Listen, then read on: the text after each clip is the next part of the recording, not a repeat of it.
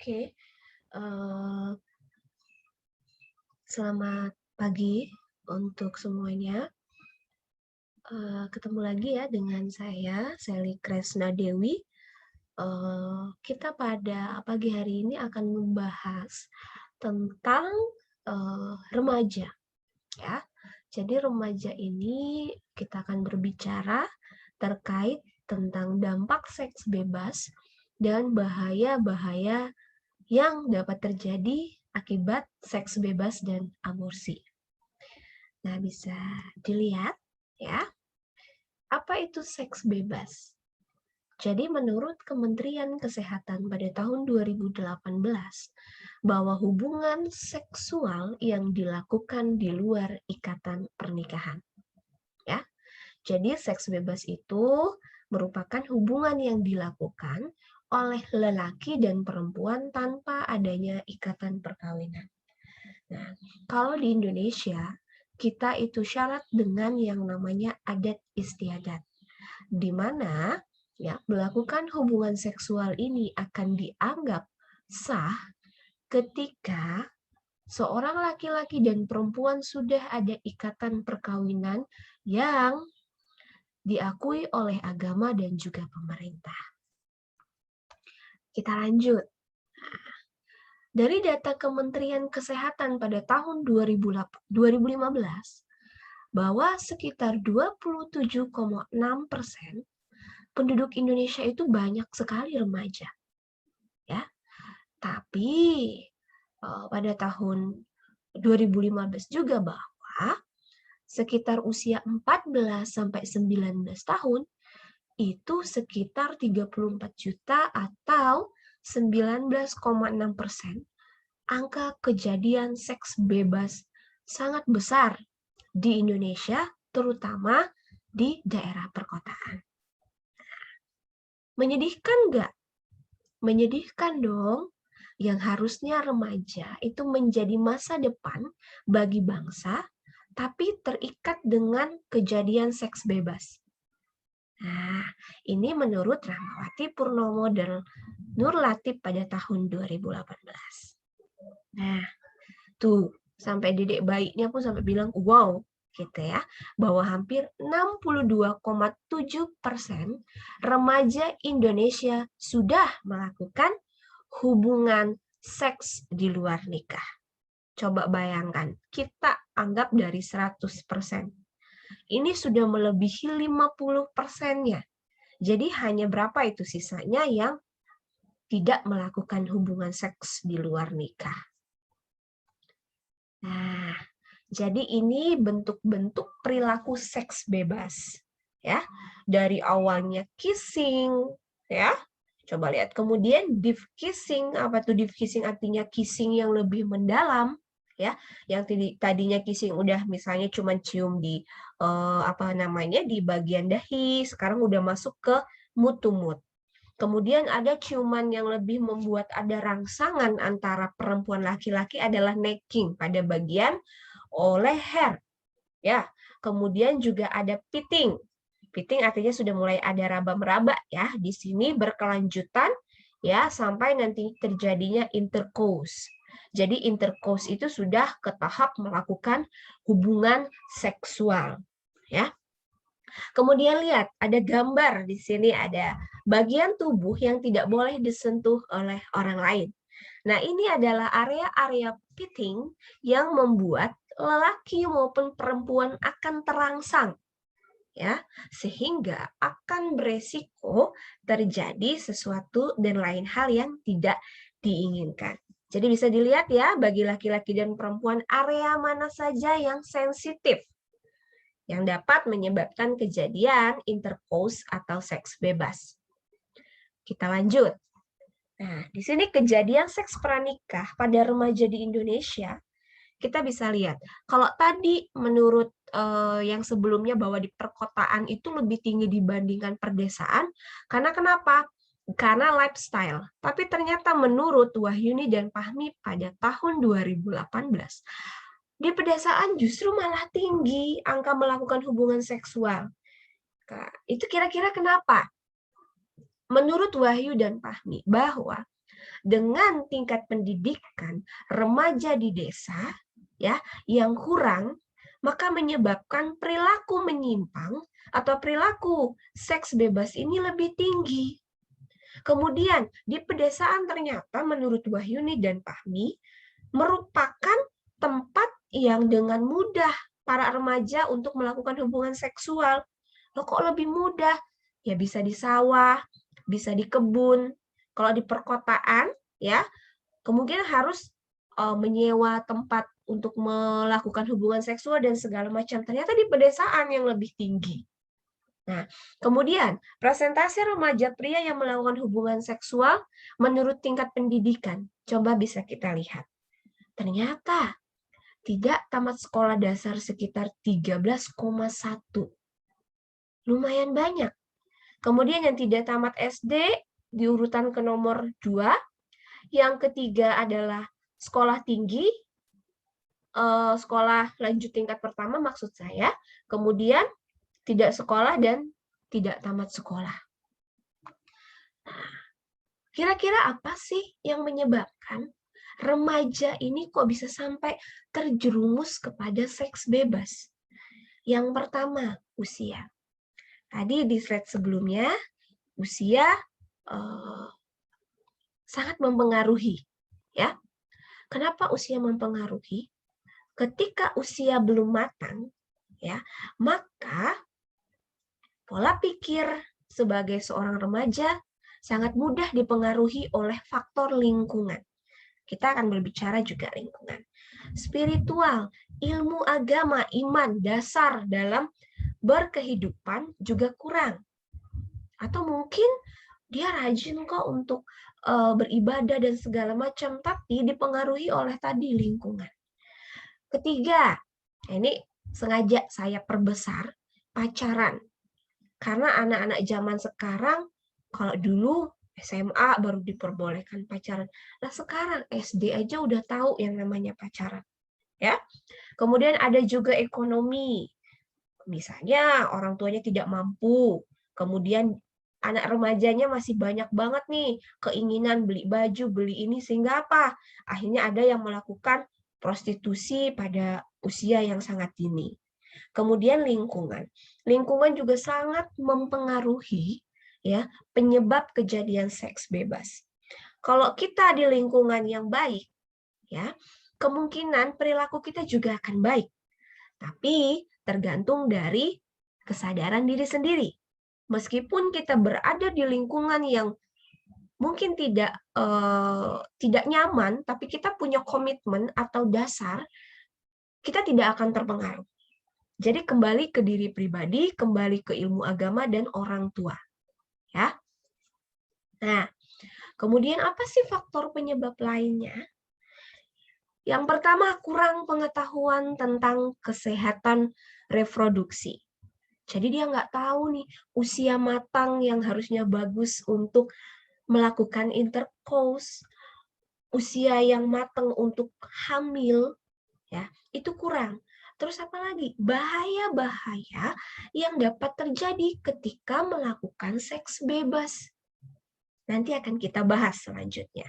Kemudian apa? Masuknya budaya luar yang membebaskan hubungan antara lelaki dan perempuan. Indonesia merupakan adat ke timur. Nah, dengan banyaknya masuk budaya asing, ya di mana kita lihat seperti di luar negeri mereka kissing bebas, kadang melakukan hubungan seksual meskipun dia tidak pasangan secara sah, ya itu juga akan mempengaruhi pola kita ya dalam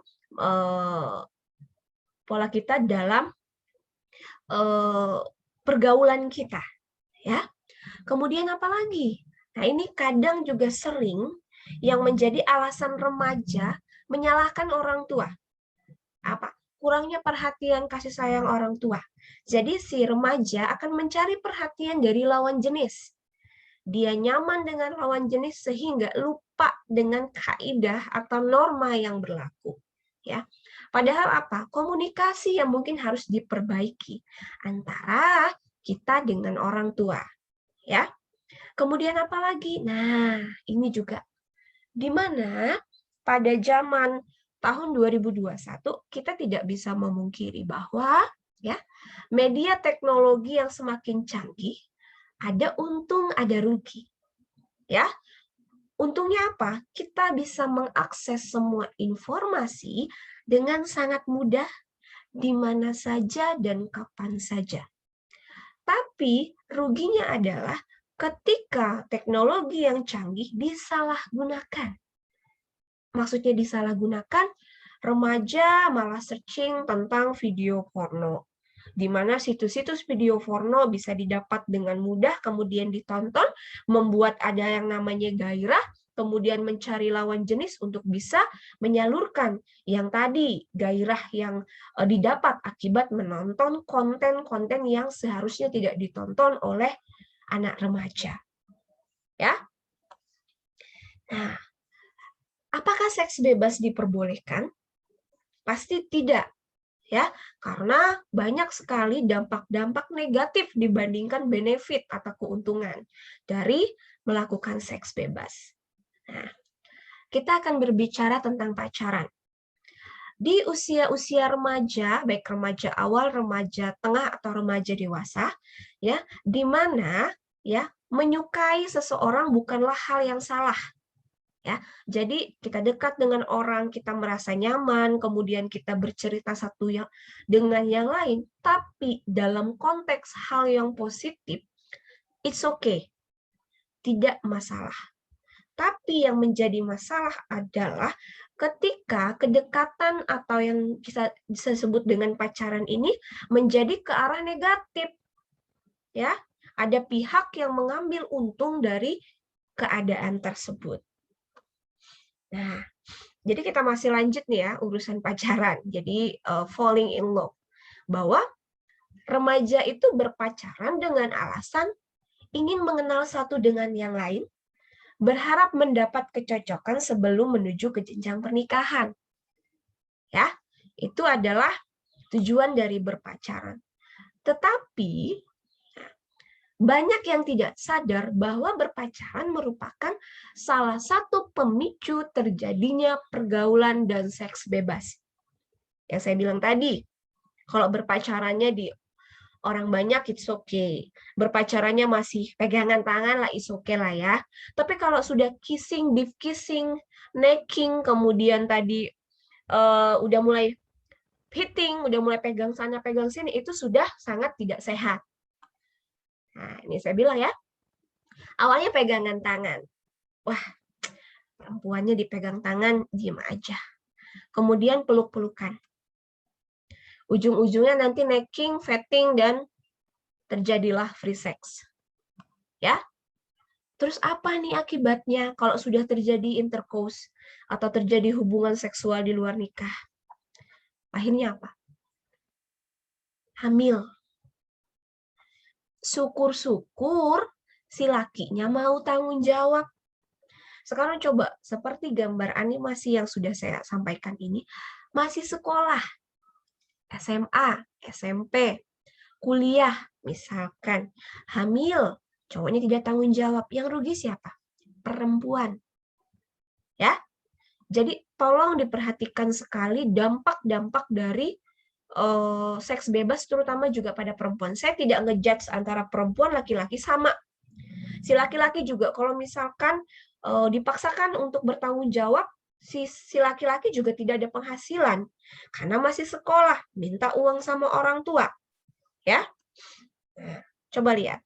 Akibat yang dialami jika perempuan yang hamil di bawah 21 tahun. Apa? Infeksi kandungan.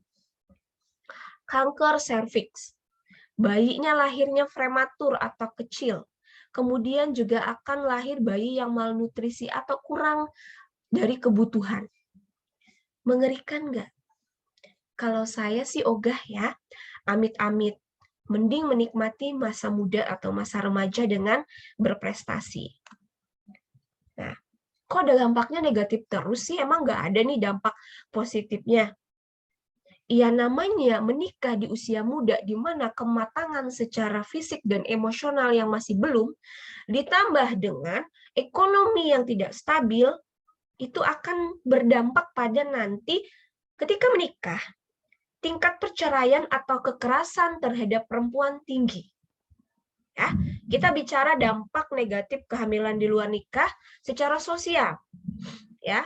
Nah, misalnya secara sosial, artinya apa? Kita akan dikucilkan oleh lingkungan. Kita akan menjadi omongan teman-teman. Kalau di kampus diomongin, ih dia tuh hamil loh.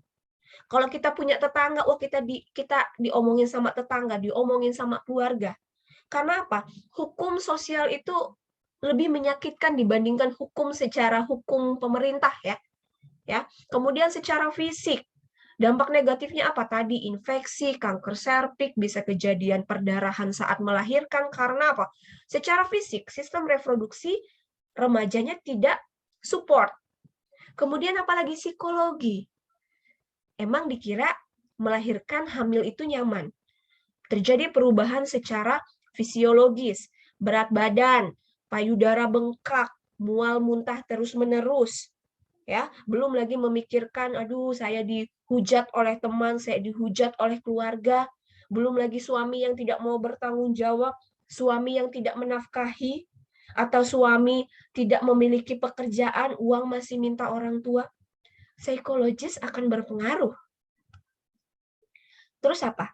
Dipaksalah menikah usia muda. Ternyata kebanyakan yang melakukan seks bebas secara diam-diam melakukan aborsi yang tidak aman. Kita lihat selanjutnya. Apalagi putus sekolah. Karena ada beberapa aturan sekolah yang tidak mengizinkan mahasiswa atau siswanya dalam kondisi hamil. Sayang nggak?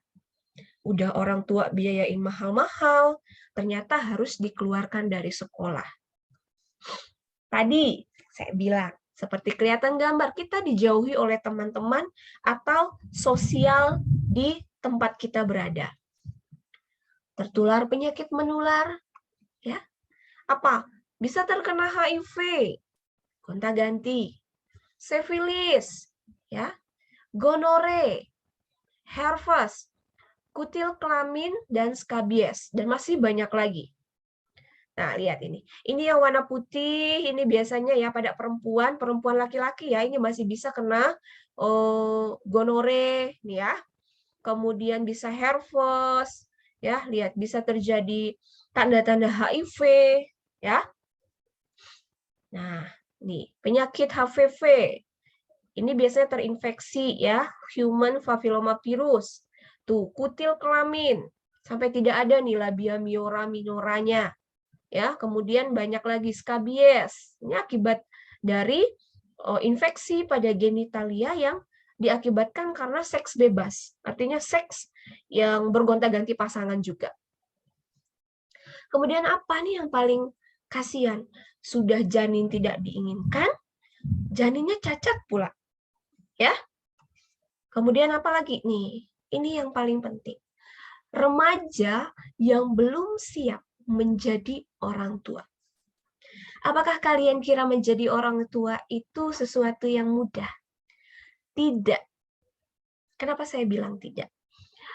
Dari proses Anda hamil sampai proses Anda persalinan itu sudah banyak sekali problem baik fisik maupun psikologis yang akan terjadi. Ketika usia belum matang, maka mengelola emosional akan sangat susah. Orang tua saja yang usia sudah cukup, ketika ada problem masih ada ego. Apalagi masih remaja, masih bisa ngambek-ngambekan. Ini sudah bukan dalam tahap pacaran. Ya, coba lihat. Kalau ya pernikahan yang didasari dengan seks bebas kemudian nikah paksa, biasanya mereka tidak memperhatikan bagaimana ya perkembangan dari anak, psikologis anak. Karena kenapa? Orang tuanya sendiri masih belum siap secara fisik dan psikologis. Terus yang gambar kedua di bawah. Coba bayangkan, harusnya misalnya di zaman itu Anda harusnya masih bisa bermain, bisa kumpul dengan teman, tapi Anda sudah pegang bayi, harus mengurus bayi. Rugi. Ya. Kemudian apa nih? Tuh sampai kartunnya pusing palanya ya. Belum siap secara finansial. Sekarang saya kasih gambaran. Zaman sekarang yang lulus S1 saja cari susah pada era pandemi, cari kerja tuh susah sekali.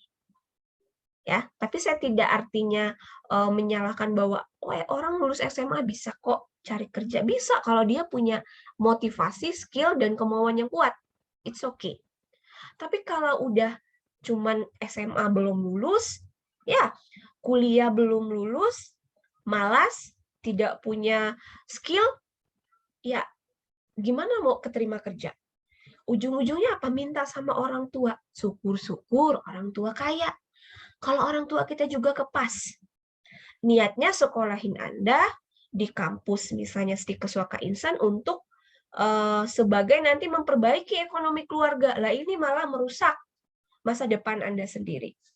Ya, jadi mohon dipikirkan karena nggak cukup cuma makan cinta.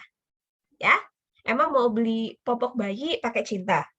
Ya, mau beli skincare mau pakai cinta. Ya, beli baju bayi, beli bajumu pakai cinta. Nggak bisa. Jadi harus matang secara finansial. Nah, ketika kamu memilih untuk seks bebas di usia remaja, maka ini yang akan hilang dari dirimu. Apa? Contoh, si cowok, si cewek, wah, kalau Anda masih mengejar karir, Anda bisa berpenghasilan, Anda bisa traveling, holiday ke semua tempat yang Anda inginkan. Kemudian Anda bisa shopping, ya, dengan sesuka hati tanpa ada harus mikirin anak, mikirin bagaimana menghidupi anak istri, kemudian juga masih bisa kumpul bersama teman-teman, masih bisa makan enak dan menikmati hidup. Ya. Tapi ketika Anda melakukan seks bebas di usia muda, maka semua ini akan hilang begitu saja. Sangat merugikan, bukan? Nah, dan akibat dari seks bebas ini, kebanyakan remaja memilih jalan pintas, yaitu melalui aborsi. Nah, ada yang tahu apa itu aborsi? Oke, sebelumnya saya ingin jelaskan bahwa sekitar 21% itu orang melakukan aborsi ketika janin dalam kandungannya tidak diinginkan. Atau akibat nih tadi pacaran yang masih belum sah, kemudian hamil. Ya. Jadi aborsi atau abortus itu dalam dunia medis dikenal sebagai istilah menggugurkan kandungan. Yang di mana dampaknya itu dapat menyebabkan luka atau infeksi pada dinding rahim, terjadi robekan pada mulut rahim di bagian dalam, kemudian perdarahan, kematian bagi si ibu, kemudian apalagi dapat mengalami gangguan jiwa karena masalah psikologis, dan yang terakhir ada hukuman karena melakukan aborsi. Ya.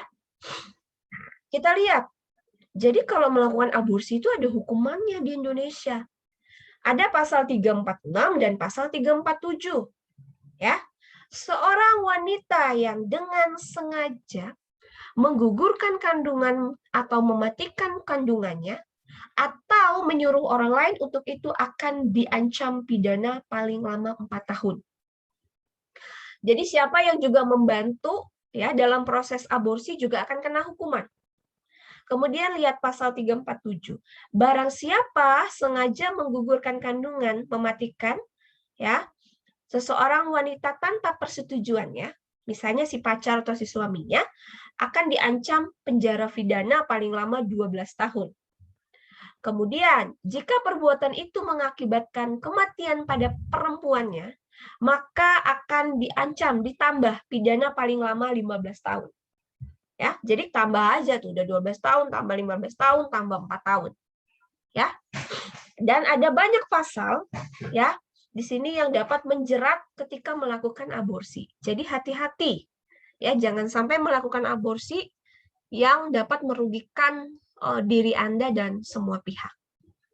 Kemudian bagaimana dong caranya mencegah agar tidak melakukan hubungan seksual atau hubungan seks bebas?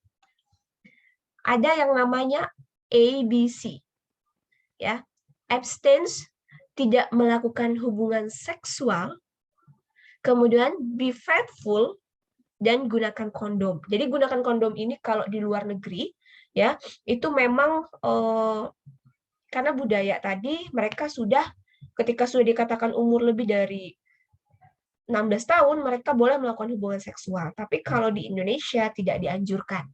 Ya, jadi bisa kita ke A and B.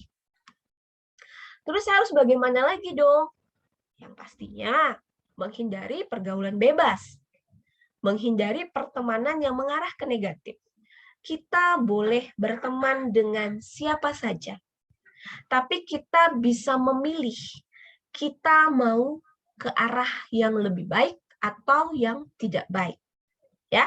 Jadi jangan jauhi orangnya tapi jauhi perilaku yang tidak baik. Hindari lingkungan yang toksik. Ya. Hindari seks bebas atau pranikah. Kemudian apa lagi? Perbaiki komunikasimu dengan orang tua. Ketika ada problem, cobalah untuk bercerita dengan orang tua. Ya, tapi kalau saya itu nggak terlalu dekat dengan orang tua saya broken. Kalau kamu misalnya punya teman dekat, ayo cerita. Atau kamu di kampus punya misalnya ada pembimbing akademikmu, ya, yang nanti akan berpengaruh terhadap kuliahmu, silahkan datang. Atau ke bimbingan konseling yang ada di kampus. Boleh. Kemudian apalagi? Rajin beribadah. Nah, di sini dasar dari kita hidup itu adalah religion, adalah agama. Jadi, dekatkan diri dengan Tuhan, kemudian kita serahkan, kita berdoa, kita minta agar diri kita bisa menjadi manusia yang lebih baik lagi. Ya. Kemudian apalagi yang harus dilakukan? Salurkan bakat dan minat ke arah positif. Jadi kalau saya memang kira-kira suka nyanyi, ya udah saya ikut kelas menyanyi. Atau saya dance, saya ikut kelas dance.